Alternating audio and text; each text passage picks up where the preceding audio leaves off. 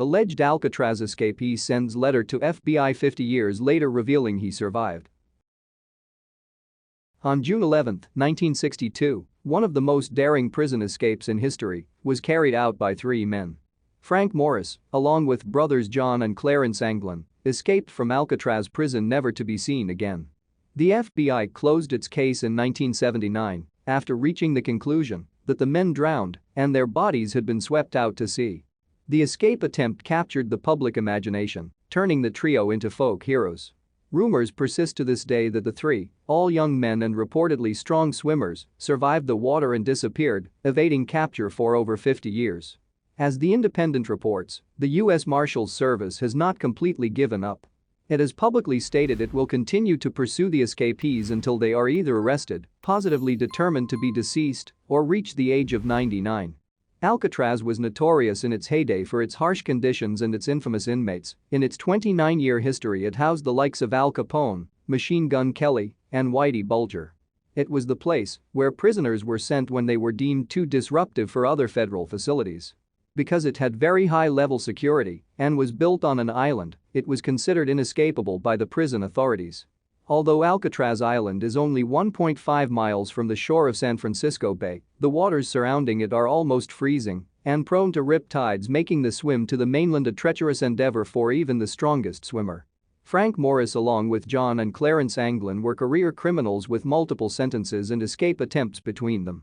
They knew each other from a previous prison stretch and started planning their escape in 1961 when they were placed in adjacent cells. The plan, as devised by Frank Morris, involved widening the ventilation ducts of their cells which opened into an unsupervised utility corridor. They did this using canteen spoons and a makeshift drill. During the day they disguised their work behind papier-mâché facades. By night, they worked for months in a secret rooftop workshop constructing a raft and life jackets from 50 stolen raincoats. By 11:30 p.m. on June 11, they had escaped Alcatraz, never to be seen again. The alarm was only raised the morning after when the guards discovered their beds were in fact empty. The trio had created lifelike dummy heads out of concrete dust, papier-mâché and human hair from the barbershop and used these to simulate sleeping bodies in their bunks. To this day authorities maintain the escape attempt was unsuccessful. Just a few years ago, however, a new piece of correspondence has been uncovered which may offer a different explanation. In 2013, the San Francisco Police Department received a letter apparently from an aging John Anglin. In the opening paragraph of the letter the author writes, "My name is John Anglin, IESCAPED from Alcatraz in June 1962 with my brother Clarence and Frank Morris. I'm 83 years old and in bad shape. I have cancer. Yes, we all made it that night but barely." The letter states that Frank Morris and Clarence Anglin passed away in 2005 and 2008 respectively.